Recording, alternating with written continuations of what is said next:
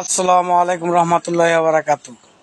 আমার কাছে যদি কেউ জিজ্ঞা যে তুমি সরকারের কাছে কি চাও, বর্তমান উপদেষ্টা ডক্টর মোহাম্মদ ইউনূস স্যারের কাছে কি চাও, আমি বলবো স্যার অতি দূরত্ব আমি আরাকান স্বাধীন চাই।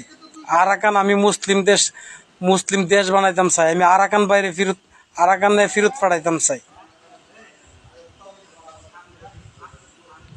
8টি বছর ধরে এই আমার রোহিঙ্গা ভাইগুলো আজকে কত যে কষ্ট করতেছে আর কত যে নির্যাতিত হইতাছে। প্রথম তো মানুষের দান দক্ষিণও করছে, তো তাও করে না। কিভাবে চলে, কি কষ্ট যে করতেছে নিজে সহে না দেখলে বিশ্বাস করার মতো না। অবিলম্বে ডক্টর মোহাম্মদ ইউনূস স্যার এরকম স্যার আপনি পারবেন স্যার একটা আরাকান রাষ্ট্র একটা গঠন করতে। আপনি ছাড়া আর কোন সরকারে কোন জীবনও পারত না স্যার। আপনি আরাকান রোহিঙ্গার মুক্তি দিন,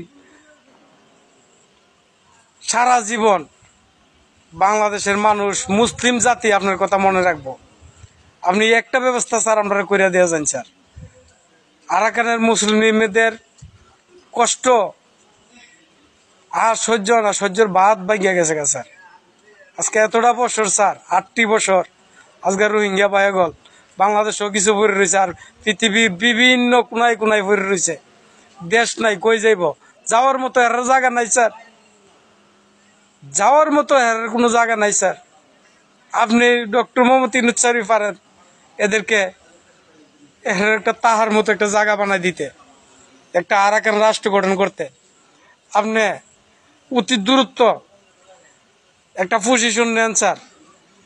আরশাদ প্রধান আতাউল্লাহর সাথে একটু যোগাযোগ করার চেষ্টা করেন স্যার। আপনি ছাড়া আর আরাকান বাংলা স্বাধীন দেশ একটা গঠন করা সম্ভব না স্যার।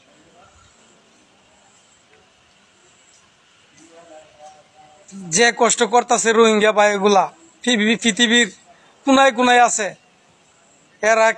এর একটা ভূখণ্ড নাই, এরা যাওয়ার মতো একটা জায়গা নাই। ভালো থাকবেন।